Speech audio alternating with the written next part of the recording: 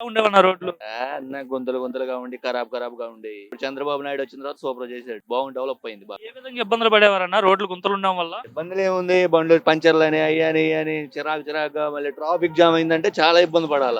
ఒక బండి వెనక ఒకటి మళ్ళీ ఢీకొంటాలు, ఈ తలకాయ నొప్పులు అంతా ఉంది. ఇప్పుడేంది పూలాగా ఉంది. కళ్ళు మూసుకొని తోలుకోవచ్చు ఆటో. కళ్ళు మూసుకొని ఏదైనా పోవచ్చు ఇబ్బంది లేదు. రోడ్డు మట్టి సూపర్. అభివృద్ధి బాగా చేస్తున్నాడు. చంద్రబాబు పాలన.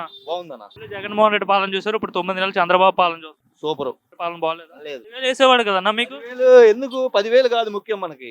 పిల్లల డెవలపింగ్ ముందర రోడ్లు మనకి డెవలపింగ్ చూసుకోవాలి. ఏదైనా డెవలపింగ్ చూసుకోప్పుడు డబ్బులేముంది వాళ్ళ రేపైనా సంపాదించుకోవచ్చు కష్టపడి. అంతేగాని ఇప్పుడు మనకి రోడ్డు బాగుందనుకో యాక్సిడెంట్లు అనేవి ఉండవు. 100% మరి చంద్రబాబే వస్తాడు. ఏంటి అంత నమ్మకంగా చెప్తున్నారు జనాలు నమ్మి ఓట్లేసారు, మళ్ళీ నమ్మే ఓట్లేస్తారు. మీ ఓట్లు వేసినందుకు ప్రజలంతా హ్యాపీగా ఉన్నారా? హ్యాపీగా ఉన్నారు. రేపు తల్లివందనం వేస్తున్నాడు మేలు. ఎందుకు వేస్తున్నాడు ఆ టయానికి?